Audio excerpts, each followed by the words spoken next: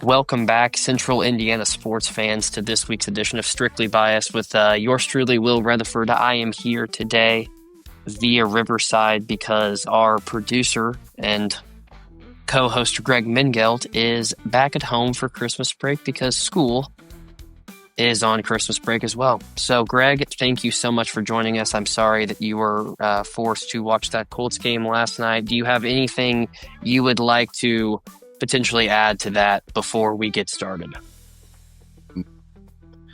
Yeah, I'm just kind of glad it's over. I think we're kind of at the same point. Greg, I've got a lot to say. First, what do you want to know? I want to know if you still think Mike Tomlin can't coach.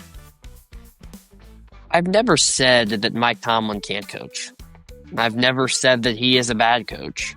I just think he's an overrated coach. I think that if you like the Steelers for what they are, they're going to be 10-7, 11-6. If you like that, then that's great. I'm glad that it fills your cup of coffee and you can enjoy that. I just don't take a lot of pride in constantly picking 17-22 and never actually getting anywhere in the playoffs. I think that sometimes losing can be beneficial. I think you'll see the Kansas City Chiefs get better because they didn't make the playoffs this year and they finally have a top 15 draft pick. The Steelers have been in this perpetual cycle. You told me there was no chance this team was making the playoffs. Well, I didn't until every team that they played decided to just lay an egg the week they played them. That coaching was the reason that those teams laid an egg? Well, it happens so much that you got to start wondering. Mike Tomlin's not the one that didn't run his route and instead just ran into the safety trying to make a play in the Detroit game that would have resulted in the Steelers' loss. Mike Tomlin didn't do that. That was Isaac. You just can't give him credit. I think he's a good coach. I think he's completely overrated. I think if you like funny sayings and great word usage, awesome interviews, entertainment, I think Mike Tomlin's the guy for you. For me, I wouldn't want him at this point in his career. He gives me no hope that they can ever win a Super Bowl. This team's not winning a Super Bowl. They're in this cycle of stopgap quarterbacks. I mean, Rodgers is going to play but maybe one more year, and Rodgers looks great. I'm not saying that Rodgers is the reason they're going to lose, but their offense is so one-sided that they've got to bring in an extra offensive tackle every single snap. That's not going to garner great success in the postseason against really good teams. Their defense is kind of, so-so. I think week in, week out, there's a lot of variability in their defense. I think even TJ Watt would probably say he hadn't played his best season, obviously with the lung issue. I hope he can recover from that. But the Steelers team and the conversation around them shouldn't be anything other than, well, congratulations, you're going to get to go to New England or Denver and get draft beat in round one of the playoffs, because that's what they're heading to. They're not good enough to go anywhere. I would say they are the worst team in the AFC playoff picture right now, and not sure it's really close. There's not a single team that I would not pick against the Steelers right now in the AFC playoff picture. And all that said, Mike Tomlin is a great coach, and by the way, could be the next head coach of the Indianapolis Colts. Just saying.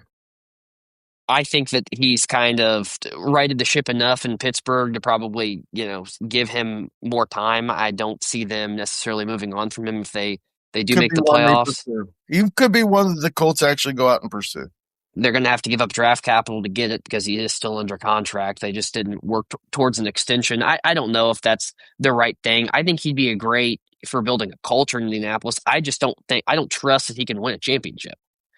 I don't trust that he has a lot of say in the roster construction for that team, and the way that he constructs a roster just isn't good enough. When you have the most expensive defense year in and year out, it's just not conducive to winning in this league at this point. You've got Cam Hayward, who's played great, but he's 37 years old. He's aging. It's like, and we continue to bring these guys back because they're Steelers, and that's great. I love the culture. I think the football community in Pittsburgh warners that, but I'm just not sure that it's actually what wins championships. When you're not picking with elite talent in a draft, it's really hard to build a team from that way. TJ Watt's is only getting more expensive.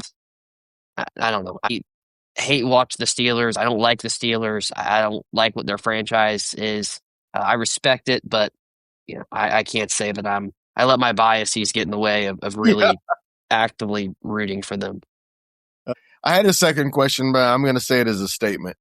I'll be curious where you have the Buffalo Bills in your Super Bowl contenders. I'll say it that way. Hey, Will, who are the winners and the losers of the week?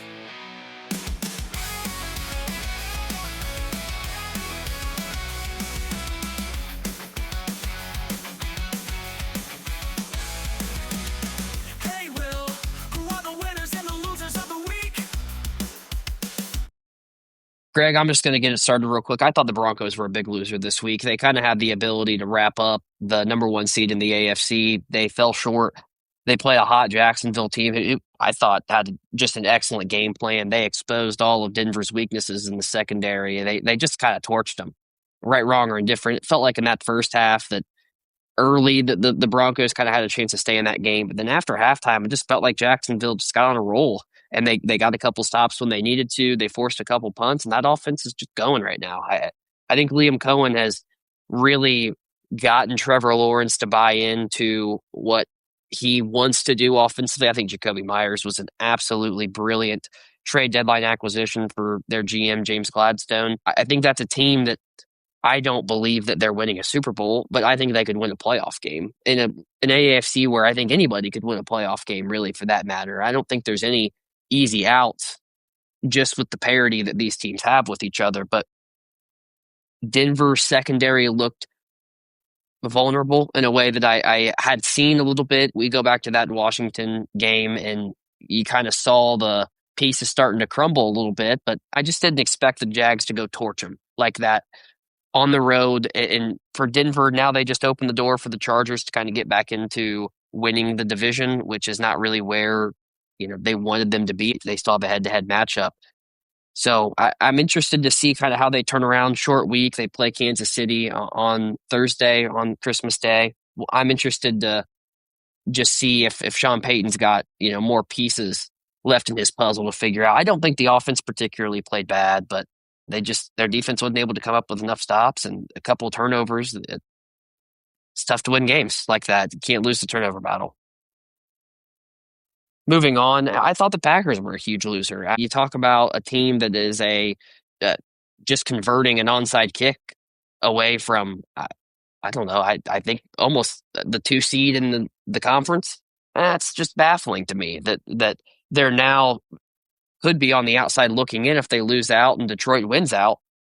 That team had it all out in front of them. They just absolutely gave that game up on Saturday. Bears looked really underwhelming for a majority of that game. And the Packers did really too, but they were playing with Malik Willis as a backup quarterback. And yeah, I'm curious. They can't be a loser. They had Malik Willis and just a guy had a brain fart. He didn't attack an onside kick, which is what everyone's taught to do. He waited on it and he choked. They have to be in the conversation because they went from 2 seed to 7 seed. Correct. They have to win 2 games now to get in. If Detroit loses a game, then it's over and they've clinched a playoff spot. Those are little things, winning moments right there that the Packers just have historically struggled to do in this LaFleur regime. And really, since they won the Super Bowl, they struggle to make the plays they need to win football games in their culture. Especially games with the magnitude of that Chicago game. So, they have to be a loser. Greg, I thought the Bucs were a huge loser. Just going in there and just laying a complete egg in Carolina. And I think that we've maybe underestimated how good Carolina is for the better part of 6 weeks at this point. I watched that game Sunday. First time I've really taken the time to watch Carolina, and they're not bad. I think any conversation of Bryce Young being a bust needs to go. I think he is a very capable NFL starting quarterback at this point. I think he has done a really good job of taking care of the ball. Even going back into last year after he was reinstated as the starter, I like the Rico Dowdell signing they had over the offseason. They paid him. I think he's been excellent, another 1,000-yard season. I think Ted McMillan has really come into his own as the number one receiver. That defense is stingy. They've always kind of had a good defense. Their defense has always kind of been the strength of their team. Even going back to when Cam Newton was there, they had an excellent defense. And you're seeing that carry this organization to a spot where they control their own destiny in a way. They go and win one more game against Tampa Bay in Week 18, and all of a sudden they're going to the playoffs. Nobody would have seen it coming. We had the Bucs in They were my number two most likely win the Super Bowl for a better part of 12 weeks this year. And now they're a losing record and they're on the outside looking in. It's been a baffling downfall. I think it's even worse than the Colts because they're playing with their starting quarterback. And they've had some injuries on the outside, but for the most part, this team's been healthy at the most important position the entire year. I still think that Baker's going through a bit of a shoulder issue. That was a game that they had an opportunity to go down, kick a field goal, and Baker Mayfield and Mike Evans just weren't on the same page. Resulted in a turnover, and Carolina wins a huge one at home. Sure seems to me like Carolina's going to win that division now. I know that all Tampa has to do is win out, but I think Carolina is better, maybe. I would have never said that even 3 weeks ago, but I think it's a possibility. I mean, that whole game, I picked the Bucs to win that game. That whole game, I'm sitting there saying, okay, when are the Bucs going to figure it out? When are they going to, just kind of flip the light on and all of a sudden they're back and here we are, and they just didn't do it. That Panthers defense is good. Yeah, they're stingy. They made it really difficult for Bucky Irving the entire day. I hate the three running back by committee, whatever the Bucs have. Why do you have a guy like Bucky Irving and we're going to give Sean Tucker carries? That just baffles me. Todd Bowles is going to get his ass fired if they don't make the playoffs, I think, because I don't think they've done enough. They've been good enough the last few years to make the playoffs in a really bad division, but I see him being on the outside looking in of his office if they can't pull it out. Greg, I thought the Ravens were a huge loser this week. Yeah. They had it fourth quarter, 11 points, and they lose. And you talk about things falling apart. After week one, I said I didn't think they were going to lose another game, and they're below 500. And there were excuses early on. What are the excuses now? I guess you could say, Lamar wasn't there in the fourth quarter and stuff. This injury bug that Lamar Jackson has caught is concerning, to say the least. But that's not why they lost that game. I don't think it's why they lost that game either, but do you want... They're not good. That's why they lost that game. Well, and I think their defense... They have 7 Pro Bowlers, though, Greg. 7 Pro Bowlers. But they're not good. They haven't been good all year. No, they haven't been. You said it. You said at the beginning of the year that every year, one of the top 4 teams that had the greatest odds to make the Super Bowl doesn't make the playoffs, and we're going to have 2 of them not in the playoffs, between the Ravens and Chiefs. Greg, I know you said they should be the number one loser. I think my biggest loser, though, is the Detroit Lions, who looked completely inept offensively for the better part of, 45 in-game minutes. Then all of a sudden they flipped the switch, and for whatever reason, the Steelers kind of made Jared Goff uncomfortable, and it was weird because they weren't getting to him. They weren't sacking him. It's just like he just had happy feet in the pocket. He wasn't strong delivering the ball. I thought Amon-Ra kind of had a bit of an off game, and the Lions still had a chance at the end to win that game. For the life of me, I can't understand why teams run the rub route and don't just have their receiver just act like he's going to catch the ball. Like you saw the play. Isaac Taslaw just runs his shoulder right into Joey Porter Jr.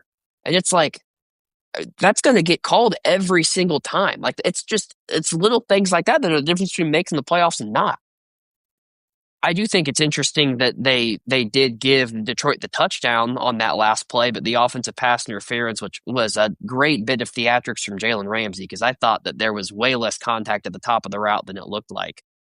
That an offensive PI negates any extension of the clock. I think that's a rule that I don't know. I get why it's like that, because you could just say, well, we'll give ourselves another play if we just blow up the corner and get offensive pass interference. But we do need to point out that the Lions were lucky to even be in that game. So. They were. The Steelers didn't play great down the stretch. They did the Mike Tomlin, got super conservative, gave the Lions an in, and the Lions took it. But the Lions were not good. No, they were, and now they've got to. These last 2 weeks, they got to win out, and they need the Green Bay to lose this next week. All right, let's hear about your winners, Will. Greg, we're going to stay in the same game for the first winner. I thought the Steelers were a big winner this week. Why? Because I think that they've all but locked up the division, and they're going to be a playoff team at this point, barring a miracle. And if you like that sort of thing, if you like playoff football, I guess you like being a Steelers fan. I don't think you like January football when you lose. the first round of every playoffs, but I'm just happy to be there. Just Not happy a to be there. Not a Steelers fan. I'm very impressed with what Mike Tomlin does every single year. I'm not, because he's got the highest paid defense every single year. They should do that. They shouldn't be 10-7. Here we are. They're a winner, and I'm talking about everything I hate about them. Something's got to change there. If they ever want to win it, they're never going to win a Super Bowl with the way they're constructed at this point. Their offense just isn't good enough. But they get a big win in Detroit. I thought Rodgers played incredibly efficient. I thought Jalen Warren looked great out of the backfield. He's just a bit of a spark plug. There's a lot to like with this Steelers team. Like, you could talk yourself into thinking the Steelers team could get to the AFC Championship. And in a year where the AFC's wide open, maybe they can. I don't think the odds are great of that, but only time will tell. I'll eat my words if it happens, but I think I'm going to be on the right side of history with this one. A team that I said would make the playoffs and is definitely going to make the playoffs, New England Patriots, are a winner this week. Why? Because they're down 11 and they win a game. They were down 11 in the fourth quarter. Great win. And they come back and they just steal the game right out of Baltimore Saints. A game Baltimore had to win. Baltimore wins that game. They're basically playing Week 18 for winning in, essentially between the Steelers and Ravens. And it's just an utter collapse like that makes you beg the question if John Harbaugh's job's safe. But I know whose job is safe, and that's Mike Vrabel. I think he has an opportunity, if they can win these last two games, to be Coach of the Year. I think he has a chance to be the number one seed. And if you can't believe that these New England Patriots are ahead of schedule regardless of the weaker competition they played this year, they are. You didn't expect them to come in here and be fighting for the number one seed this year. Their schedule warranted them to be a playoff team, but this has been awfully impressive what they've done. I think Drake May has played absolutely incredible. Can't believe that was his first career game in 28 starts of over 300 passing yards, but I tend to like 225 and efficient and keep the offense on schedule than have to stat pad because you're coming from behind every week. So I guess you take that with a grain of salt in terms of liking that he is so good at distributing the ball to his playmakers. This Patriots team has even surprised my expectations. Greg, I know you were low on them, but I'm curious to see if your tune's changed a little bit for this team. Yes. A little bit. I don't think they're not a Super Bowl team, but they're a good team. My tune has changed mostly because there are no dominant teams in the AFC like I thought there would be. So they got a chance. Well, we're going to move on to the dominant team of the NFC South now. That's Carolina Panthers, huge winner. Get a big one in Tampa Bay. It's funny that this is the situation we're in, because I thought after a 1-3 start to the season, the Panthers were all but done. I didn't think there was any chance in hell that they were going to make the playoffs. The Bucs started 3-0. They were 6-2 at one point, and all of a sudden, here we are after week 16 going into week 17 and singing a different tune. It's just incredible to me what Dave Canales has been able to do. I think he's made Bryce Young a good starting quarterback. I think that Carolina's done a good job of building around him, to be quite honest with you. I think they've done what that's the key. Good teams should do when you draft a quarterback number one, is that you went and got a good receiver and you've got a good running game and your offensive line's pretty good and there's just enough playmakers to make them dangerous. I like Jalen Coker. Man. Bryce Young has gotten better as his weapons have gotten better and as his offensive line has gotten better. And it's now a pretty good unit. Not great, but pretty good. Coming out of the draft, they said that Bryce Young was the Steph Curry of the NFL. And I think that while he's not the greatest three-point shooter of all time, GOAT conversation, NFL quarterback, I do kind of see the similarities of the way he plays a little bit. As crazy as that sounds, the cadence and tempo, he always kind of seems in control. He never seems out of sorts this season when it matters the most. I think he does a pretty good job of taking care of the ball, and he makes enough plays. He's mobile enough. I think that at this point, the Panthers have to be pretty happy with what they've gotten out of Bryce Young. I'm not sure if you don't compare Bryce Young's last 2 years to C.J. Stroud's last 2 years, you don't see that gap being pretty close between those two quarterbacks, where it looked like C.J. Stroud was going to be on a generational run as a rookie quarterback. I think that if you looked at their last 18 games, I think Bryce Young's stats would be better. Plus, they really hit in the draft. They had an excellent draft. They've had two great drafts. Dan Morgan, former player, former Carolina Panther, down there doing an absolutely incredible job. I think this is a team on the rise. This is very reminiscent of that Jags team in 22 that snuck up and made the playoffs at 9-8 in a weak AFC South, and then the next year they come out and they're 8-3. Now, obviously, you hope that Bryce Young doesn't get injured, and they ultimately don't make the playoffs. But I think this is a team that has a lot of momentum going into next year, regardless of what happens in the playoffs, if they make it. The Seahawks were a winner. I know that seems like it's forever ago that this game happened because it happened last Thursday night. What an absolutely incredible win for this team. They take control of the number one seed in the NFC West. The 49ers kind of have it all out in front of them, too. The 49ers win out. They are ultimately the number one seed, and they win the NFC West, which is just crazy that you have three teams that can win the same division in Week 16 at this point. It's baffling to me. It's the number one seed, not just win the division. Yeah, the number one seed. You're talking about these are the three best teams in the NFC. They're all in the same division. I don't know how many times you see that, to be quite honest with you. Last year we saw it with Detroit and Minnesota. I guess Green Bay was awfully good, too. They lost their playoff game at Philadelphia. But, that was a good team. That Packers team was dangerous.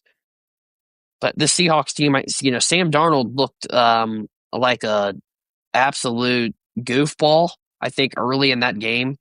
For most of that game, the fourth quarter when it mattered the most, he turned it on. The Rams kind of led him back into it. They didn't close the door. Special teams touchdown always kind of brings the margin of error a little smaller for the team that gives it up. But yeah, the Seahawks have battled behind that defense. I think Mike McDonald is an excellent head coach. Jackson Smith and Jigba was quiet in the first half, didn't have a catch. Comes on, finishes with over 90 yards in the second half in overtime. But you can't put the Rams on your loser list because they looked really good too. No, they can't be on the loser list. You score that many points, you're not a loser. But it's just, unfortunate the Rams played that well and still lost that game. Puka Nacua has become one of the most hated players in the league all of a sudden, which I think is kind of funny. So good, man. Dude just can't get out of his own way, but God, what a football player he is on the field. It's unreal. I don't even know if I have a comp for him in my lifetime. I mean, you could say Calvin Johnson, you can say Megatron, and I think that's probably right. My God, they're a different type of receiver, but they're equally as dominant. Equally as dominant. I'd say someone like Larry Fitzgerald would be a pretty good. I think that's a great comp. And what cracks me up is it's like, do you not know all week that he's their best player? Like, you got to stop one receiver on the Rams. You can't do it. That's what I'm like. What was Seattle's game plan? And they won the game, so clearly they did enough to work. But giving up 225 yards and 2 touchdowns to receivers, not really conducive to winning. It's also not conducive to my fantasy football semifinal matchup either. I know we don't talk fantasy much, but that just pissed me off, to be quite honest with you. So, Mike McDonald, get your shit together and figure out a way to stop Puka before I lose money. That's a tangent for another day, another afternoon. One more team I want to highlight, Greg, is the Chicago Bears, who I thought were huge winners. Ben Johnson's done it, completely changed the culture. Caleb Williams has played excellent. Greg, I think Caleb Williams might be the Steph Curry of the NFL, if you want the truth. I think watching him play, I see that a lot. I think Caleb Williams has become quite the splash player. Got a long way to go to be in the breath with Steph. It's still Caleb Williams has not impressed me very much. He's at times come through when he's needed to. Pretty good for a second year, but let's not crown that guy yet, is all I'm saying. He doesn't turn the ball over, and that's something that is, in your first 2 years, you see quarterbacks throw a lot of picks, fumble some because they're not understanding the pass protection yet. He doesn't turn the ball over, and I think sometimes that can lead him to be a little timid. Still, when he lets it quarterback to me. Maybe right now, I think I would have him maybe at a B quarterback right now. I do believe in the talent, though. I think that he is a good quarterback, and I think that he has really engulfed in that Ben Johnson system. I'll be excited what he looks like next year. And I think we revisit this conversation on him. Yeah, I'll tell you what, I believe a lot more now that he'll be a great quarterback than I did 3 months ago. I totally agree with that. And their offense is great. They've got a lot of playmakers. Yes. They have DeAndre Swift, Kyle Monangai, Luther Burden. I know that Roma Dunze didn't play. DJ Moore, Cole DJ. Kmet, Colston Loveland. They have a bounty of riches on the offensive side of the football, and they've taken full advantage of it. And they won a game they shouldn't have won. And, for that, you have to applaud that they clinched the playoffs. They win 11 games. The Bears don't do that very often. So as much as I hate the Bears, because the Gary Bears actually has a nice little ring to it. We'll see if that happens. So maybe Indiana off 2 football teams. Everybody wants to be in Indiana, Will. And well, who are the 5 teams most likely to win Super Bowl 60 in the play? Greg, I think the Texans still. My list is the same as it was last week. It's a different order, but the same 5 teams. I like the Texans defense a lot. Their offense kind of came back down to earth. I figured it would. Kinda. But that was an awful offensive performance. Just awful. One thing I'm going to say is that the Texans, out of any team in the NFL, they take the points a lot. They don't go for 4, or they don't go for a touchdown. They don't go for it on 4th down a lot. They take the points. They have an excellent kicker in Kaimi Fairbairn. And in those nitty-gritty playoff games, I think sometimes that strategy can work a little bit more. I think coaches struggle to do it because it's not what they've done all year. It's tough to throw the change up, but I respect the Texans going and taking the points because it's ultimately why they won that game. Their offense is struggling again. They didn't look great 270 yards at home against the Raiders. It's an any given Sunday league. We've said that a lot this year. Their defense is the best in the AFC, so that's why they have to be on this list. Their defense can shut anybody down. Let's be honest in that. Their defense is good enough to carry them. So I think they have to be on this list. They wouldn't be on my list, but I don't trust their offense. I don't know who else I'd have at this point because I don't really believe it. I believe in only 2 of. They're gonna get. See I think the Texans are a horrible matchup for the Chargers. I think you're going to see that this week because I just don't think they have the pass pro to defend that. I don't know. This Chargers team is, when they're kept clean, they're great, but I don't trust them in dirty games. I don't trust them in that playoff football type of game. I trust Justin Herbert. Chargers offensive line against the Texans defensive line is going to definitely be a mismatch. It is. And I think Justin Herbert's played excellent.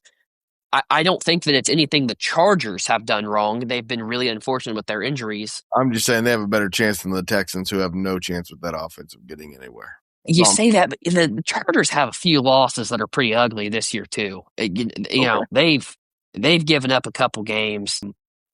Better than the Texans. That's all I'm saying. You can say that. I don't think they'd be my first, because I think Jacksonville's better than the Chargers. So I guess maybe I need to have Jacksonville high on my list. I would definitely have Jacksonville above the Texans on this list. I don't know. They kind of have it out for Lawrence. I don't know if Jacksonville would want to play Houston in the playoffs, to be honest with you. And we know that the Jaguars will give a game away in the playoffs. We know that they can. They absolutely can. They can give a game away. The Broncos slide down to 4. I think, to be quite frank with you, I thought Jacksonville's a better team, Greg. I think you're right. I think they're the better team. The Broncos kind of got away with it for a while. Bo Nix didn't play bad, a couple bad turnovers, but on the day in a totality, that second pick, we've said it, they're down 2 scores. You're kind of forcing the ball in the window. You probably shouldn't, that you wouldn't force the ball in the window in the first or second quarter. You got to try to make a play happen. And people say, it's a back-breaking pick. You're down 2 scores with 4 minutes left. The odds aren't really in your favor to begin with. That's the internet talking. If you say, that's just a horrible pick, understand the situation.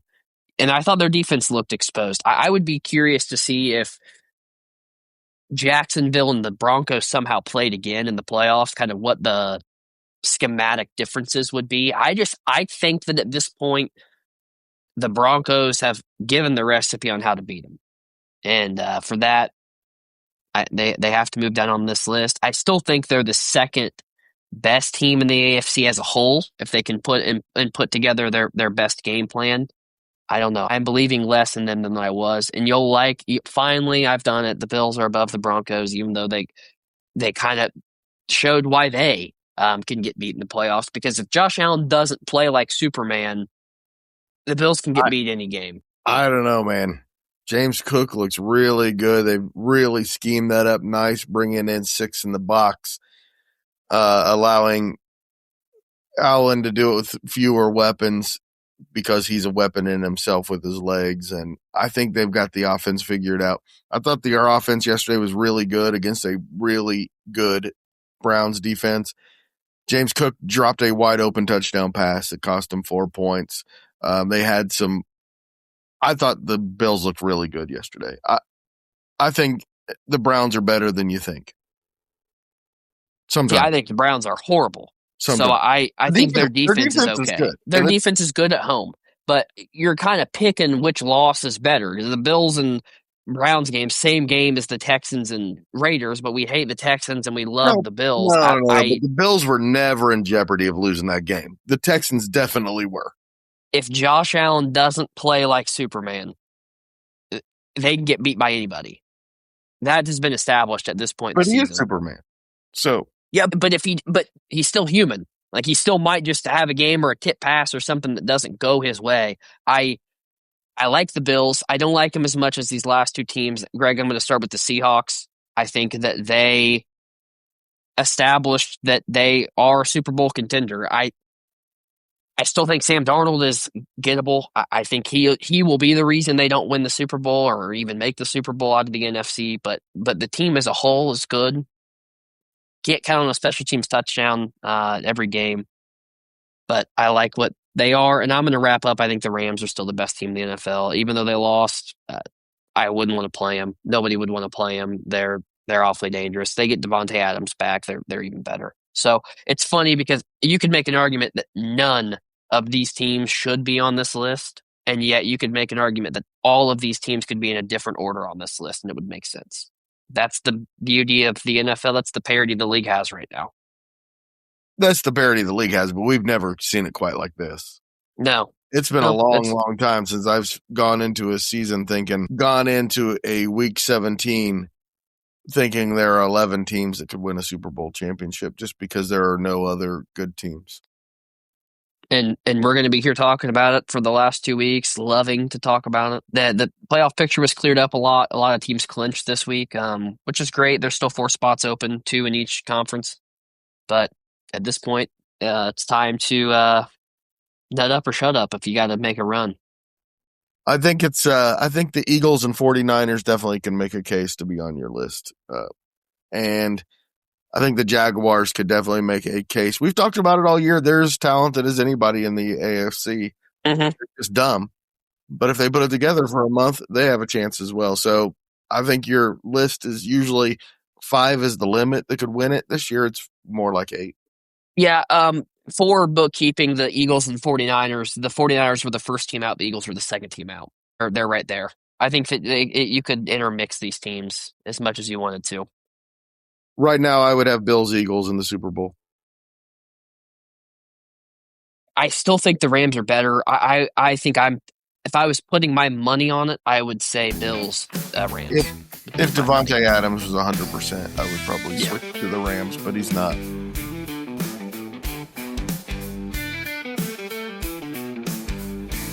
I told my girlfriend I'd get on here and I'd be a sounding board for her because she's got a lot of opinions about this Colts team that she wants to let out. So I'm going to say them for her. I'm proud to do it. Addie, I love you. I love that you love football. And Goose Steichen's got to go. Tired of Goose Steichen at this point. We talked about it last night on the podcast. And I don't think he's a bad guy. I don't wish his family ill. I don't wish him well. I think it's time to move on. This Colts team, for whatever reason, they can't win under him. It's time to let him go. He didn't come in Indy and do the one job that he was really hired here to do. He's had some unfortunate circumstances. He looked great with Daniel Jones. It looked like Daniel Jones is going to save his job, but I don't think the Colts should bring Daniel Jones back, and I don't think they should bring Shane Steichen back either. I agree with both, especially the Daniel Jones part. Unless you can get him cheap. Well, I don't think the injury obviously helps his case, but he's still probably gonna warrant some money somewhere. Some team will want Daniel Jones to come be their quarterback because he put enough tape out that shows that he can, under in the right condition, the right situation, he can be a really good NFL quarterback. Top 10. So somebody will take a shot at that. Is that it? Or is there Daniel more? Jones. No, that's it. Will, Addy, I agree. It's time to start over. It's time to start fresh for this franchise. Bring in Peyton Manning or Mike Tomlin to run the franchise. And that was for you, Will. Yeah. I love it. Addy, you've been on the right side of Goof Steichen the whole time. She's never liked him. She's called him Goof Steichen as long as I've known her to know Shane Steichen's name. So I'll give her one thing. She's been awfully consistent. I will say this. The Anthony Richardson thing was coaching malpractice. There was a better way no matter what the situation was. He completely messed that up. Couldn't agree more. We're paying for the sins of our past life as Colts fans. Will, Merry Christmas. Thanks so much. Merry Christmas to you. Merry Christmas to the listeners. Drop us a follow on social media, wherever you get your podcasts. Listen to us. We appreciate it. We sure do. Thanks, Addy. Merry Christmas, Addy. Merry Christmas, Addy.